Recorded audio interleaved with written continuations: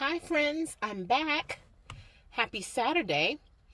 Let's begin reading module number 8, Mendelian Genetics. I'm on page 227, module number 8. One thing I want to say is that I'm not recording at home right now, and you might hear people or background noise, and that is frustrating for me today, but I'm hoping that this will be the only recordings that are like this. So please forgive me as you listen, but I'll do my best to avoid. Okay, are we ready? Page 227. Introduction. As we mentioned in the previous module, the means by which an offspring receives traits and characteristics from its parents has always intrigued scientists. Now that you have learned how the genetic material of a cell gets split into gametes for the purpose of sexual reproduction, you are ready to learn the mechanisms of this fascinating process. Before we get into the nuts and bolts of genetics, however, we need to spend some time discussing the founder of modern genetics, Gregor Mendel. Gregor Mendel. Named Johann Mendel at birth, Gregor Mendel was born a peasant in Heisendorf, Austria, in 1822. His father was a farmer who taught his son the techniques of animal breeding and plant grafting. These pursuits intrigued young Johann, and later in life, he spent a great deal of time studying them as no one had before. While still a child, his talent at learning impressed his school teacher so much that the teacher implored his parents to give him a higher education. At that time, a higher education really just meant our equivalent of high school. His parents agreed, but they were so poor that they could not easily afford an education. Johann struggled through his education, oftentimes nearly dying of starvation because he could not afford to eat. Eventually, his younger sister gave up her dowry so that he could finish his education. Once he graduated, he spent some time trying to be a teacher. When he proved completely unsuccessful at that, he joined the Augustinian monastery of St. Thomas in Altbrunn. Back then, monasteries were centers for scholarly pursuits.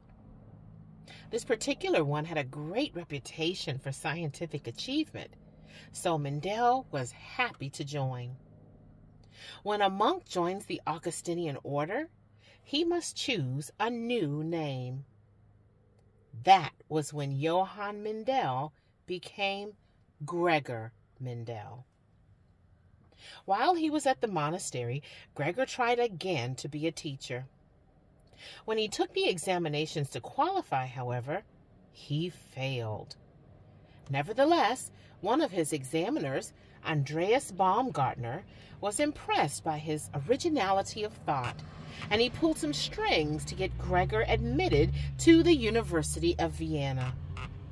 While at the university, Mendel studied under Johann Christian Doppler, a physicist who became famous for his explanation of a physical effect, now known as the Doppler effect. When you take physics, you will learn all about that. Doppler taught Mendel the proper way to conduct experiments, and that's all that Mendel needed. After finishing his studies at the university, he once again tried to take the examination to qualify for a teaching position. His examiners failed him a second time, however. This time, he was failed for showing too much original thought. Giving up the idea of being a teacher, he began his work as a scientist. For 8 years, he conducted experiments on the subject that first intrigued him, breeding. He raised thousands of pea plants and carefully documented the results of breeding and crossbreeding them. You'll learn much about these experiments in the next section. At the end of those 8 years, he published a paper in which he presented a series of 4 conclusions that are the basis of what we call Mendelian genetics. Unfortunately, Mendel's groundbreaking paper went largely unnoticed among the scientific community.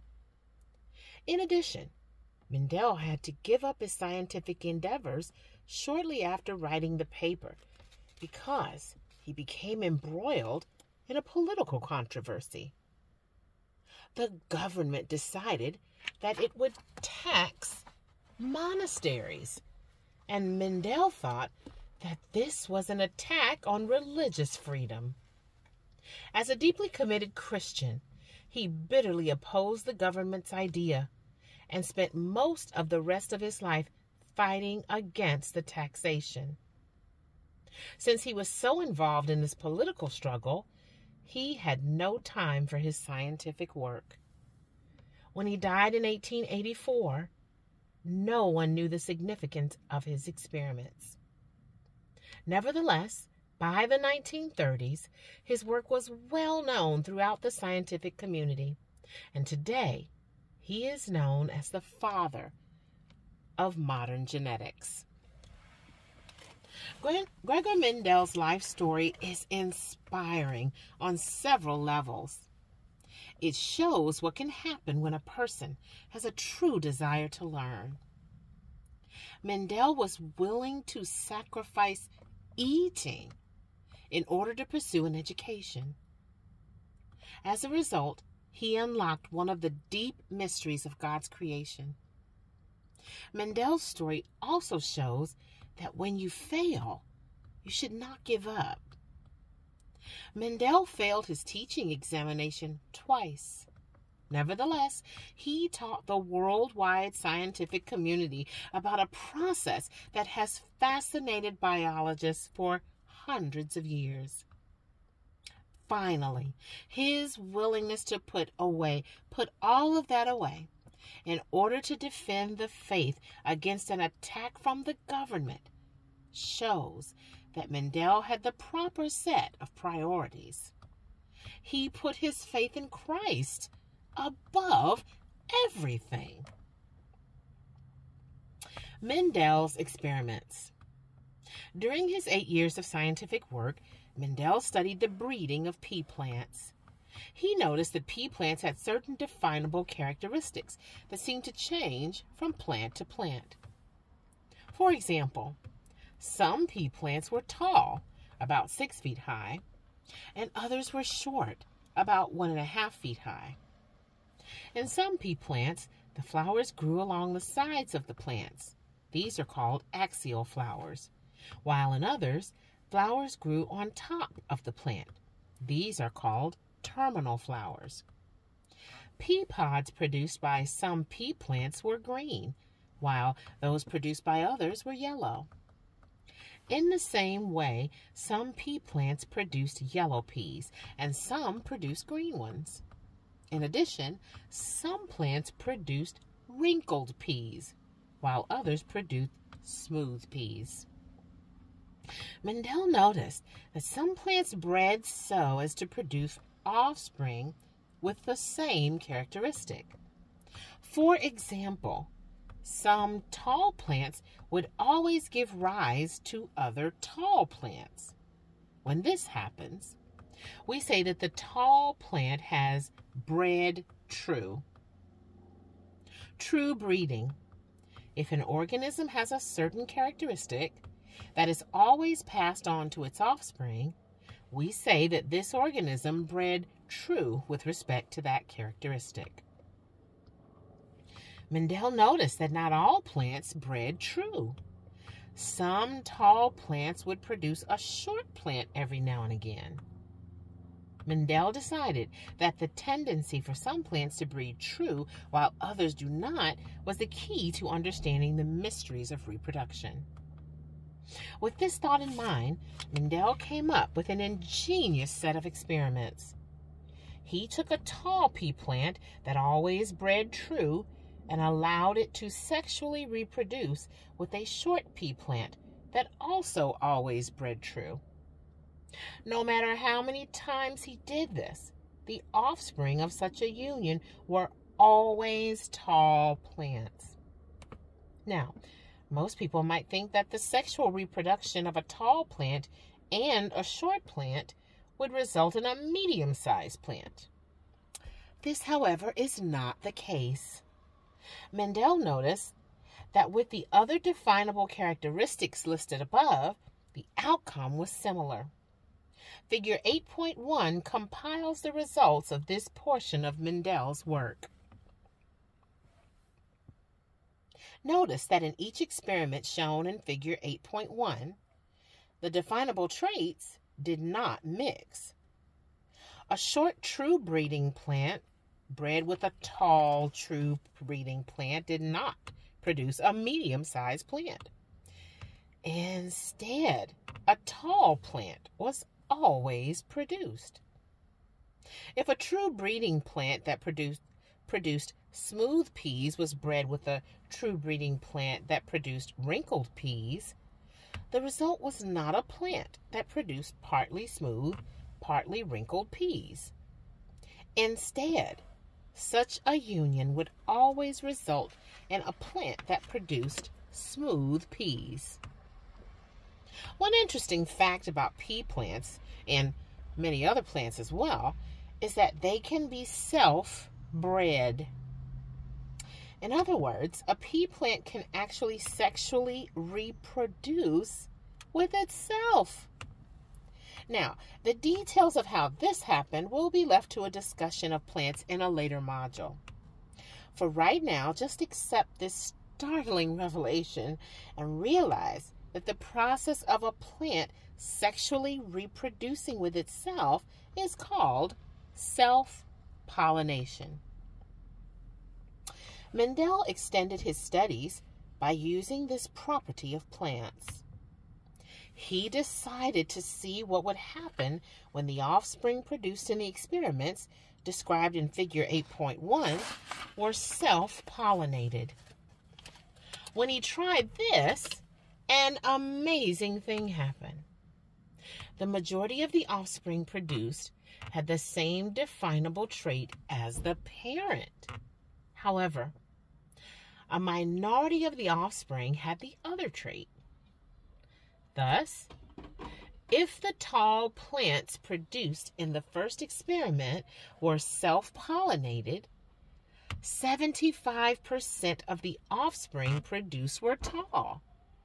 However, 25% were short. These results are summarized in Figure 8.2.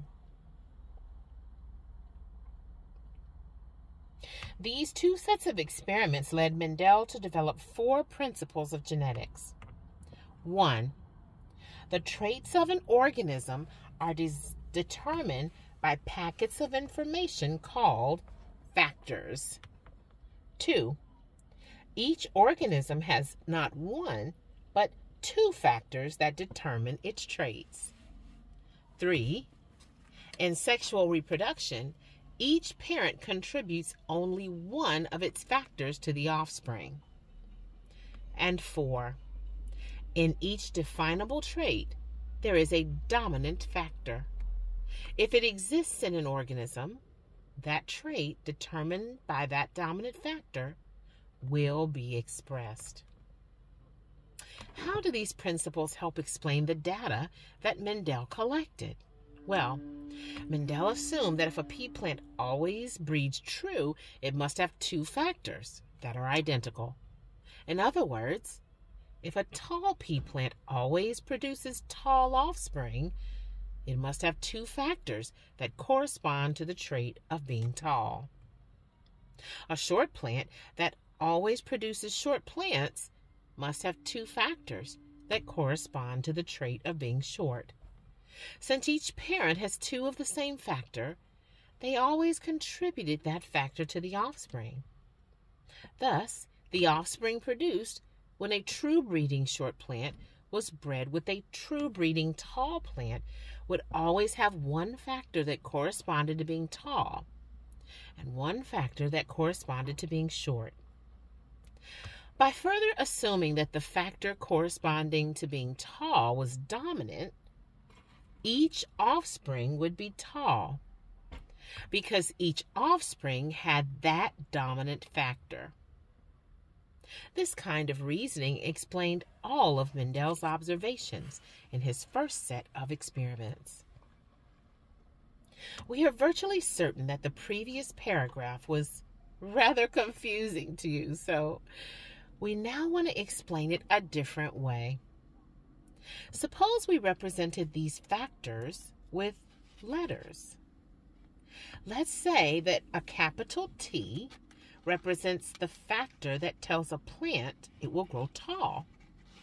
Further, let's say that a small t represents the factor that tells a plant that it will grow short. What would the factors in their offspring look like?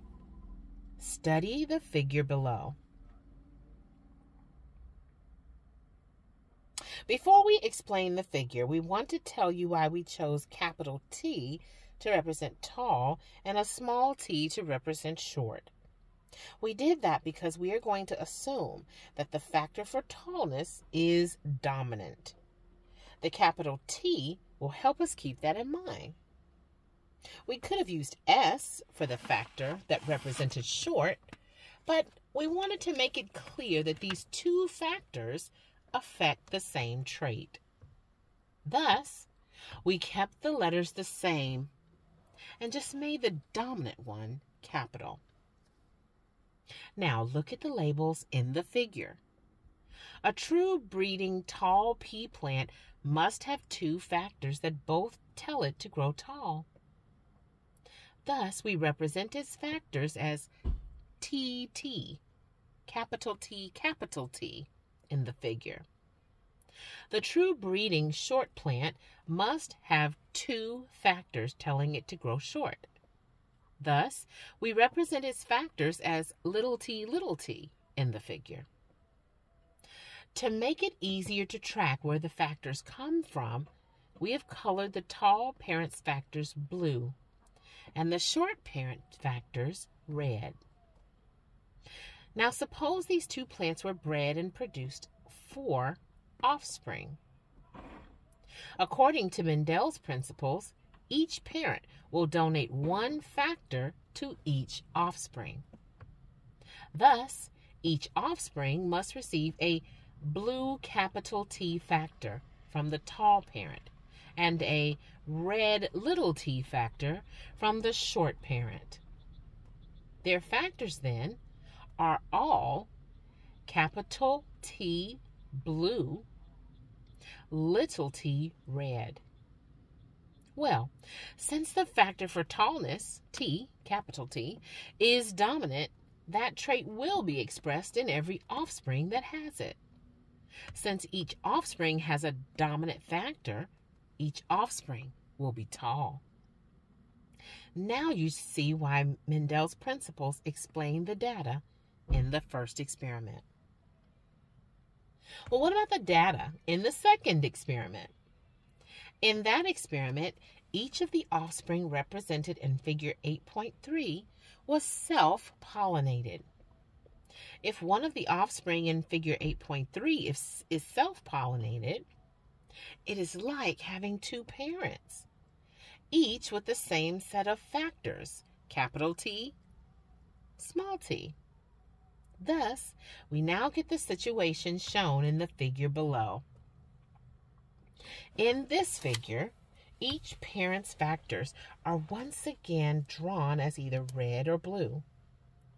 You can see that the first parent, the one with the blue factors, gave a capital blue T to half of its offspring and a lowercase little t to the lowercase blue little t to the other half.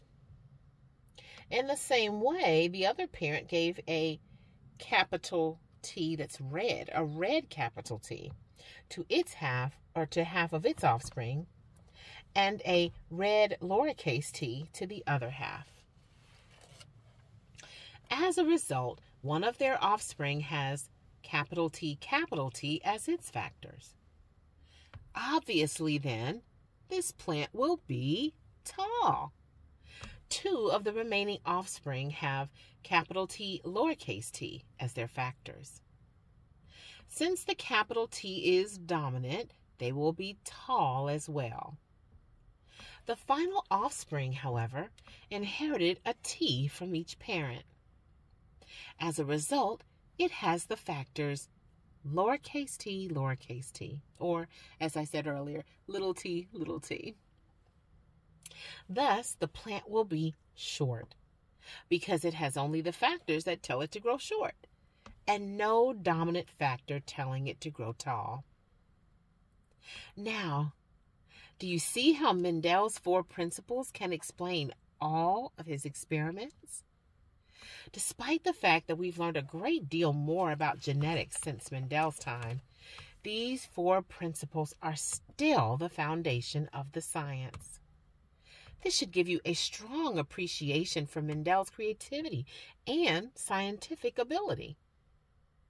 Without the aid of microscope, chemical analysis, or electronic instrumentation, he was able to devise and analyze experiments that helped him discover the foundation of a science that has been growing for more than 100 years since his death. Amazing. Oh, amazing.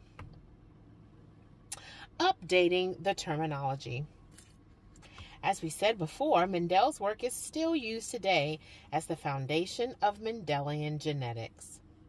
Nevertheless, we have learned a great deal about this fascinating science since Mendel published his work. So we need to update the terminology a bit. For example, biologists do not use the term factor anymore.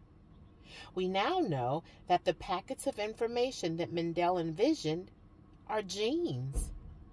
In addition, since we know that animals have homologous pairs of chromosomes, as you learned in the previous module, we know that genes come in pairs, with one gene on each homologous chromosome. Each gene that makes up one of these pairs is called an allele. Allele. One pair of genes that occupies the same position on homologous chromosomes.